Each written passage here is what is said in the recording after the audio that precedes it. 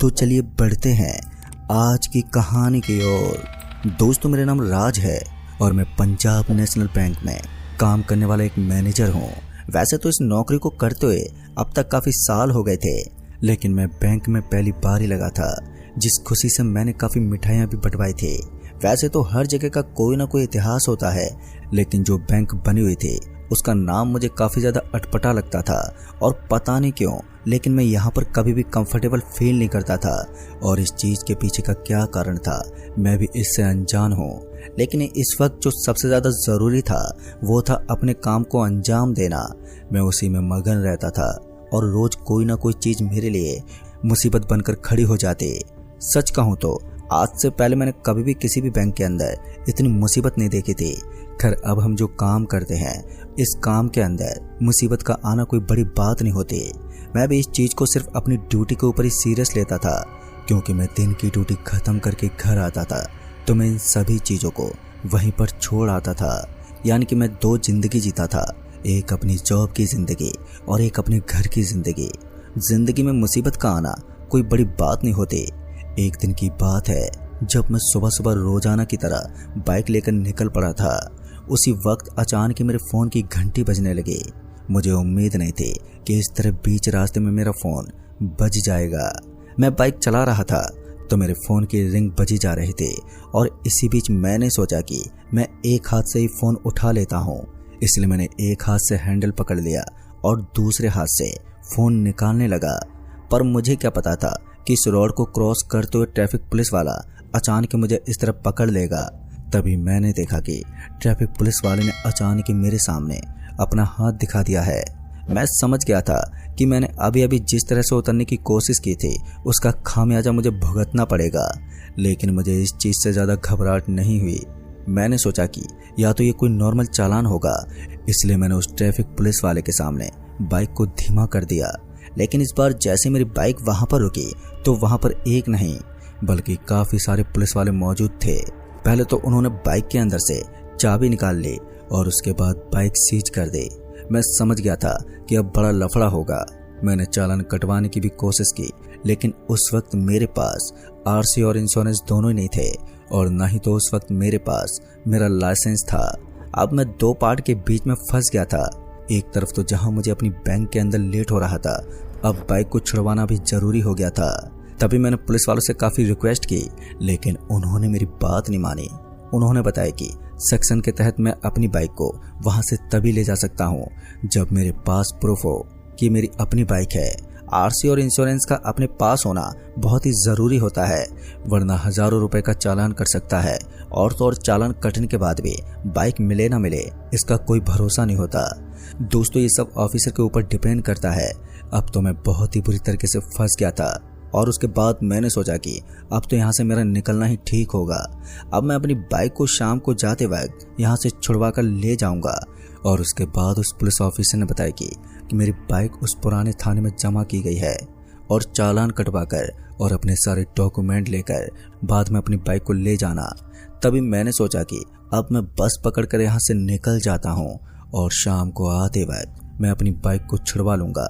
यही सोचकर मैंने वहाँ से बस पकड़ी और सीधे बैंक के पास पहुँचा। जैसे मैं बैंक में पहुँचा तो मैंने अपने सहकर्मियों के इस बारे में बताया, तो उन्होंने बताया कि वो पुलिस वाले थोड़े पैसे खाकर भी मान सकते थे, लेकिन तुमने लापरवाही बरती है, जिस वजह से अब तुम्हारे काफ़ी रुपए लगने वाले हैं। लेकिन इस वक्त मुझे पैसा लगे या फिर ना लगे उसकी कोई परवाह नहीं थी। मुझे इस वक्त सबसे ज़रूरी चीज़ चाहिए थी, वो ये थी कि मेरी बाइक को कोई नुकसान न पहुँचाए या फिर बाइक को जल्दी से जल्दी छुड़वाया जाए। फिर उसके बाद मैंने ये बात अपने भाई को बताई। मेरा भाई करीबन 22 साल का था और वो अभी भी कॉलेज में पढ़ाई करता था, लेकिन उसके पास तो इस चीज़ का कोई सॉल्यूशन ही नहीं था। इसलिए मैंने सोचा कि शाम को जाते वक्त मुझे कुछ करना होगा, इसलिए मैंने उससे कुछ डॉक्यूमेंट्स मंगवा लिए थे। जैसा कि मैंने सोचा था मुझे बिल्कुल वैसा ही करना था।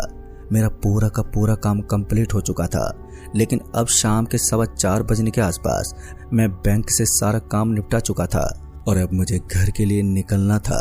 लेकिन इसी बीच मेरे दोस्त आर्यन जी मुझे एक रेस्टोरेंट में ले गए और हम वहाँ खाना खाने में जुट गए। थोड़ा बहुत ही नाश्ता पानी करने के बाद अब मैंने सोचा कि अब सही मौका है, हमें घर के लिए निकल जाना चाहिए। लेकिन इसी बीच मुझे याद आया कि मुझे तो आज बस से जाना होगा, क्योंकि आज मेरी बाइक वहीं थाने के अंदर जब्त की गई है और उसे छुड़ाना बहुत ही ज़रूरी है। ये बात मैंने अपने दोस्त आर्यन को बताई तो उन्होंने कहा, अरे यार तूने मुझे पहले क्यों नहीं बताया? अगर ऐसा है तो मैं तुम्हारी बाइक अभी तक तो छुड़वा चुका होता।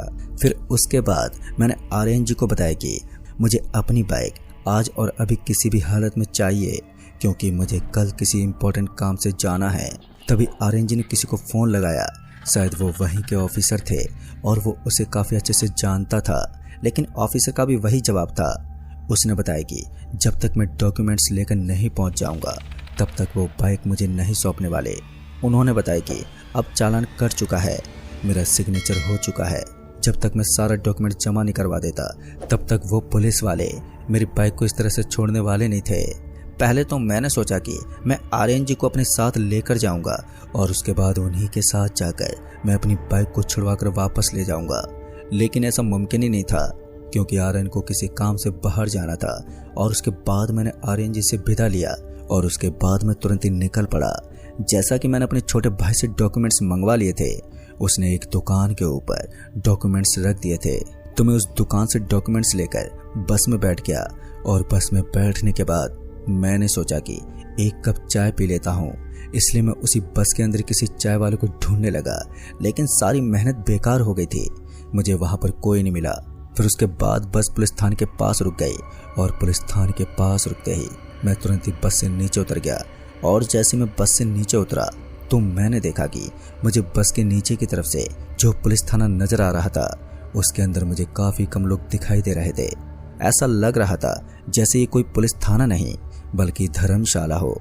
फिर उसके बाद मैं उसके और अंदर तक चला गया, लेकिन जैसे जैसे मैं उसके और अंदर जा रहा था तो वैसे वैसे वो पुलिस थाना और भी ज़्यादा सुनसान हो रहा था। बाहर की तरफ तो मुझे कुछ गिने चुने लोग ही नजर आए थे, लेकिन उनमें से कोई भी पुलिस वाला नहीं था, सभी ऐसे ही गांव वाले थे।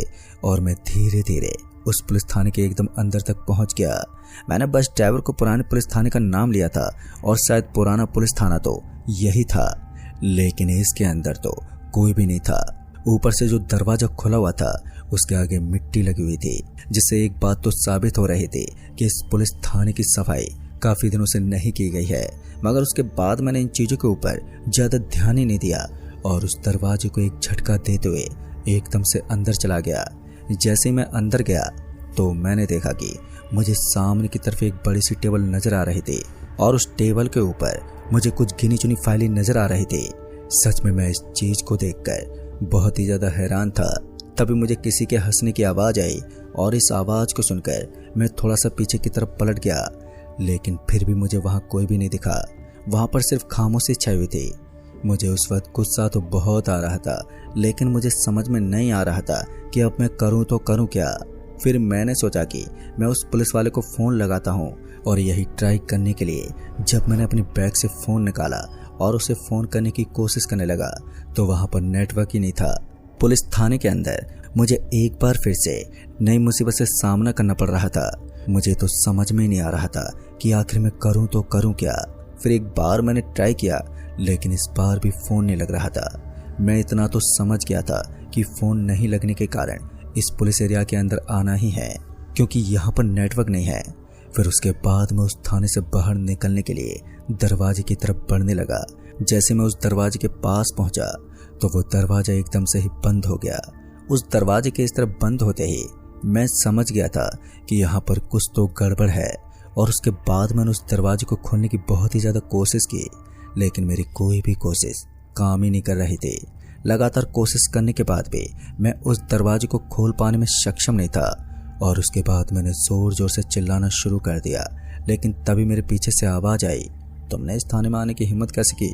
और उसके बाद इस आवाज़ को सुनते ही जैसे मैं पीछे मुड़ा तो मैंने देखा कि 6 फुट की हाइट वाला एक आदमी, जो दिखने में काफ़ी हट्टा कट्टा नज़र आ रहा था और उसकी बाहों की ताकत ये बता रही थी कि वो कोई पुलिस वाला ही होगा। उसके बाद मैंने उस आदमी से कहा, अरे भाई साहब, मेरी बाइक को जब्त कर लिया गया है और मैं उसी बाइक को छुड़वाने के लिए यहाँ पर आया हूँ। पता नहीं क्यों, लेकिन मेरी इतनी सी बात सुनने के बाद उस आदमी ने मुझे घूरते हुए कहा, दिमाग से पागल हो क्या? तुम जानते नहीं हो कि ये थाना काफी सालों से बंद हो चुका है। दोस्तों ये सुनकर तो मेरे होश उड़ गए और उसके बाद मैं उस थाने के एक एक कोने को बहुत ही ध्यान से देखने लगा। मुझे भी इस चीज का अब तो एहसास होने लगा था कि ये थाना सच में काफी दिनों से वीरान पड़ा है, लेकिन मुझे इस चीज का बिल्कुल भी अंदाजा नहीं था। जब मैं इस थाने के अंदर आया था तो मैंने उस आदमी से कहा, लेकिन फिर आप इस थाने के अंदर क्या कर रहे हैं? मेरी बात सुनकर उसने कहा, मैं एक चोर हूँ और सालों से इसी थाने की जेल में कैद हूँ। आज तक कोई ऐसा नहीं मिला जो मुझे यहाँ से निकाल दे, और आज तक कोई ऐसा भी नहीं था जो यहाँ से जिंदा बच कर निकल जाए। अब तुम अपनी मौत के बेहद ही करीब आ चुके हो, जल्दी तुम मरने वाले हो। दोस्तों इतना सुनते ही मेरे पैरों तले जमीन खिसक गई। मेरे शरीर में अब अजीब सी घबराहट होने लगी। मैं समझ गया था कि ये कोई पिशाच है, क्योंकि उस वक्त मेरी नजरें उसके पैरों पर चली गई थी। दरअसल मैंने देखा कि उसके पैर पीछे की तरफ मुड़े हुए थे, जो दिखने में काफी ज्यादा डरावने लग रहे थे। और इस चीज को देखते मैं बुरी तरह से डर गया था और तभी मैं भागने की कोशिश करने लगा। लेकिन इससे पहले कि मैं दरवाजे तक पहुंच पाता, अचानक ही उसने मुझे एकदम से पीछे से पकड़ लिया और फिर से पीछे की तरफ खींचकर मुझे नीचे गिरा दिया। गिरने की वजह से मेरा सर जमीन से टकरा गया और मेरी कनपटी में मुझे एक अच्छी चोट आ गई। चोट की वजह से मैं अपने सर को सहलाने लगा, लेकिन मेरे सर में अब सीटी बजने लगी थी। ऐसा लग रहा था जैसे मेरी आंखों के सामने लगातार बिजलियां कड़क रही हो। और फिर कुछ देर तक तो मैं अपने आजू बाजू में देखता रहा, लेकिन डर के मारे अब मेरे मुंह से कोई आवाज बाहर ही नहीं निकल रही थी। और फिर उसके बाद मैंने उस आदमी के चेहरे को बड़े ही ध्यान से देखा, क्योंकि उस थाने की एक लाइट लगातार चमकने लगी थी। शायद अभी वो टाइम नहीं हुआ था जब वो मुझे मारने वाला था। उसने मेरा एक पैर पकड़ा और वो मुझे घसीटने लगा। इससे पहले कि वो मुझे अपने कमरे तक ले जाता, मैंने एक दरवाजे की चौखट को पकड़ लिया और अपने आप को रोक लिया। मगर जैसे मैंने उस चौखट को पकड़ा तो अचानक ही मुझे ऐसा लगा जैसे कि वो आदमी अब मेरे शरीर को छोड़ चुका था और मैं अपनी बॉडी को काफी नॉर्मल महसूस कर पा रहा था। लेकिन उसके बाद जैसे मैं वापस से उठा तो मैंने देखा कि अब वो आदमी वहां से गायब हो चुका था और मेरा हाथ किसी ताबीज के ऊपर रखा हुआ था। तभी मैंने देखा कि उस आदमी की चौखट के ऊपर एक ताबीज बंधा हुआ है और अब उस ताबीज को तोड़ना मेरे लिए सबसे अहम काम था। इसलिए मैंने उस दरवाजे की चौखट से सबसे पहले उस ताबीज को तोड़ दिया और उसके बाद उसे अपनी कलाई पर बांध लिया।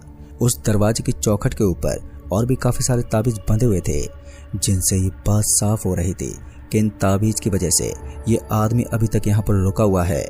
जब मैंने लाइट की रोशनी में उसका चेहरा देखा तो मेरी रूह कांप उठी थी। इससे पहले मैंने कभी भी अपनी जिंदगी में ऐसा भयानक और दिल दहला देने वाला दृश्य नहीं देखा था। और उस वक्त मुझे चोट तो काफी आई थी, लेकिन इसके बाद भी मैं किसी तरह उठा और उसके बाद उस थाने से दूर जाकर मैंने अपने छोटे भाई को फोन किया, और जिस वजह से मैं जिंदा बच पाया। दोस्तों उस दिन तो मैं जिंदा बच गया था, लेकिन आज इस घटना को काफी साल हो गए हैं, लेकिन मैंने कभी भी उस पुलिस थाने के बारे में ज्यादा इन्फॉर्मेशन निकालना ठीक नहीं समझा। बस मुझे इतना मालूम है कि वहाँ एक कैदी रहता है जिसकी अचानक ही मौत हो गई थी, और उसके बाद से उसकी आत्मा उस पूरे थाने के अंदर घूमती है, जिस वजह से उसके हर एक कोने पर ताबीज बंधे हुए हैं ताकि वो आत्मा वहां से मुक्त ना हो। तो दोस्तों इस कहानी में बस इतना ही। कहानी आपको पसंद आई हो तो वीडियो को लाइक शेयर जरूर कर दें, और साथ ही हमें नीचे कमेंट बॉक्स में जरूर बताएं। जल्द ही मिलूंगा ऐसी एक और नई कहानी के साथ। तब तक के लिए बाय एंड टेक केयर।